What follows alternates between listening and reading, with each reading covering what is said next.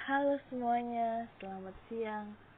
Perkenalkan, nama saya Mika Graciela Lumban Tobing dari Program Studi Akuntansi Keuangan Publik Politeknik Negeri Medan. Di sini, saya akan menjelaskan sedikit tentang audit internal berbasis risiko. Kita masuk ke latar belakang. Selama beberapa tahun terakhir ini, kebutuhan untuk mengelola risiko diakui sebagai bagian yang sangat penting dari praktik tata kelola korporasi yang baik. Ini mendorong banyak organisasi merasa perlu untuk mengidentifikasi semua risiko bisnis yang dihadapinya dengan menjelaskan kepada para pemangku kepentingan bagaimana risiko-risiko tadi ditangani atau dikelolanya. Dan di sini definisi dari audit internal berbasis risiko menurut Institute of International Auditor adalah metodologi yang mengaitkan kegiatan audit internal dengan kerangka pengelolaan risiko secara menyeluruh dari organisasi tersebut. Audit internal berbasis risiko ini berada di ujung tombak praktik audit internal. Inilah bidang yang berkembang dengan sangat pesat, namun masih belum banyak kesepakatan tentang cara terbaik menerapkannya. Lebih sukar menerapkan audit internal berbasis risiko ini dibandingkan dengan cara yang lazim atau dikenal dengan metodologi tradisional.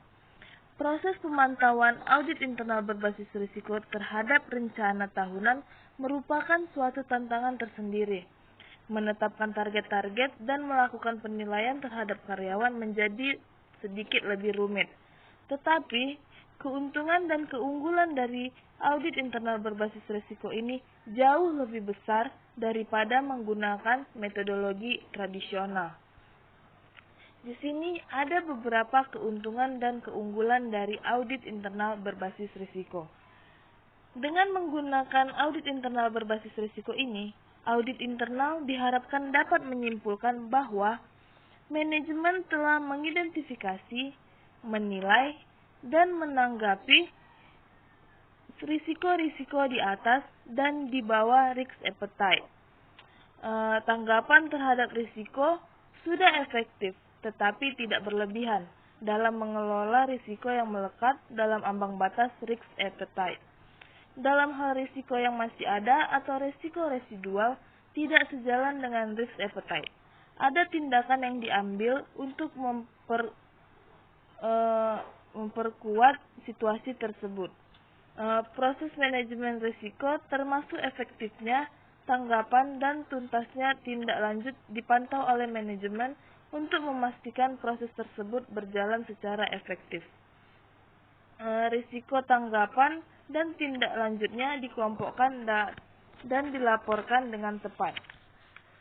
Dengan demikian, audit internal dapat memberikan keyakinan kepada direksi atau dewan komisaris mengenai 3 hal sebagai berikut.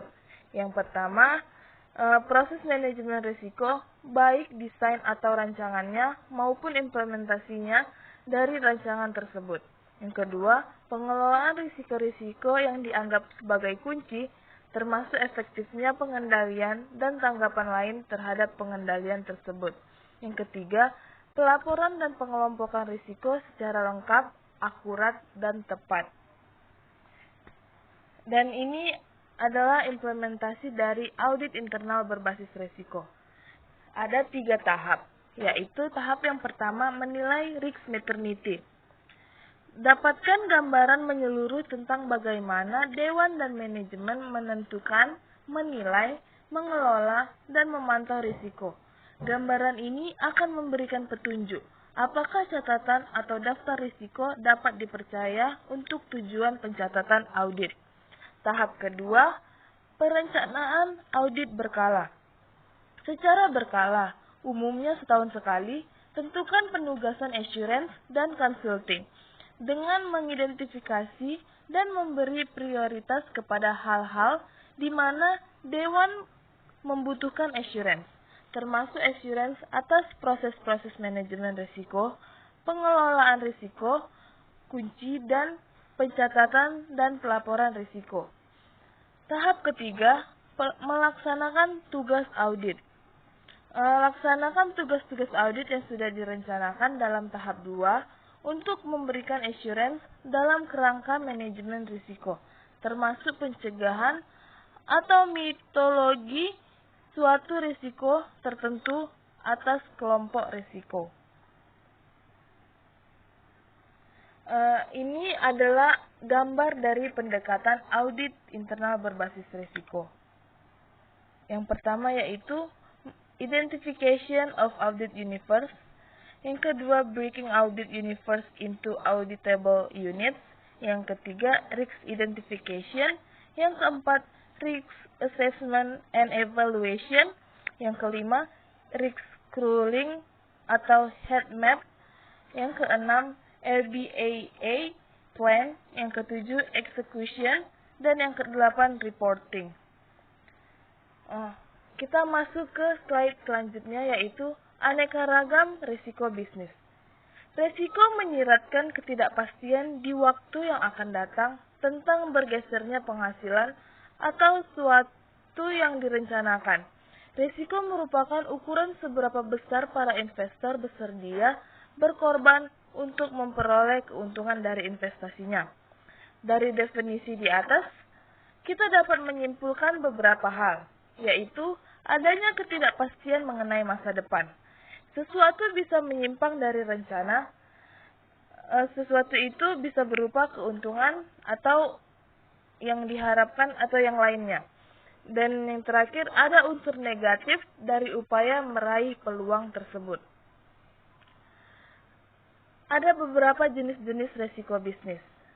Salah satu pendekatan yang umumnya dilakukan ialah dengan diskusi dan tukar-menukar pendapat dengan manajemen risiko, atau mereka yang melaksanakan fungsi pengelolaan risiko perusahaan. Salah satu jenis risiko versi generic risk model disajikan dalam bentuk gambar yang diberikan nama risk family atau terjemahan bebasnya yaitu rumpun risiko. Seperti gambar di samping ini. Yang pertama yaitu strategic, yang kedua legal, ketiga financial, keempat statistic, kelima credit risk, keenam insurance risk, ketujuh sovereign, kedelapan market risk, 9 operational risk, dan ke-10 sistem. Jenis risiko lainnya yaitu menurut Institute of International Audit yang terdiri atas strategic risk, compliance risk, reporting risk, dan operation risk. Strategic risk, compliance risk, dan reporting risk dibagi dalam risiko akibat putusan internal perusahaan dan risiko akibat faktor eksternal. Sedangkan operation risk dikelompokkan lebih lanjut ke dalam risiko yang berhubungan dengan proses, manusia, dan masalah keuntungan. Jenis risiko selanjutnya yaitu strategic risk atau risiko strategi, yakni risiko suatu perusahaan menjadi kurang efektif dan harus bertempur sampai tetes darah berakhir untuk mencapai tujuan perusahaan. Yang kedua, compliance risk atau risiko kepatuhan. Dalam literatur, risiko kepatuhan umumnya disebabkan karena hukum dan undang-undang berubah. Seringkali dengan bertambahnya ukuran perusahaan, bertambah pula risiko kepatuhannya.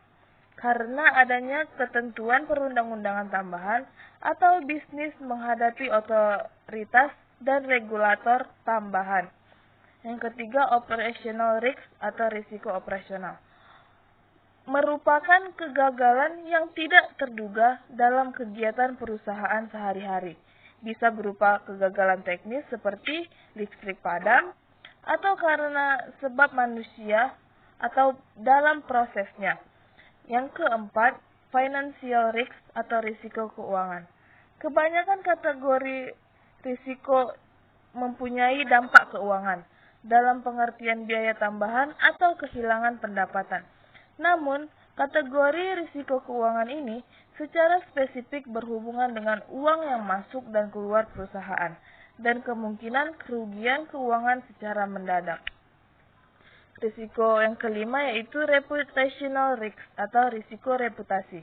Risiko reputasi ini bisa disebabkan oleh tuntutan atau kasus hukum yang besar, atau penarikan kembali produk dari peredaran, publikasi negatif terhadap pimpinan dan staf perusahaan, atau kritikan terhadap produk atau jasa yang diberikan.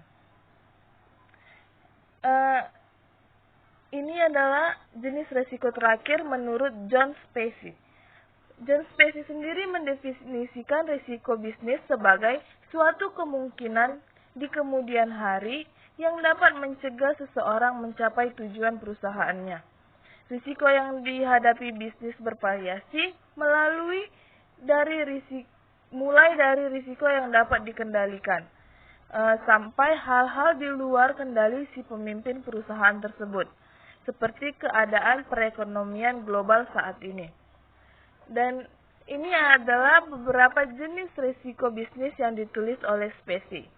Yang pertama yaitu competitive risk, economic risk, operational risk, legal risk, compliance risk, strategic risk, reputational risk, program risk, project risk, innovation risk, country risk, quality risk, credit risk, exchange rate risk, interest rate risk, taxation risk, process risk, research risk, political risk, seasonal risk.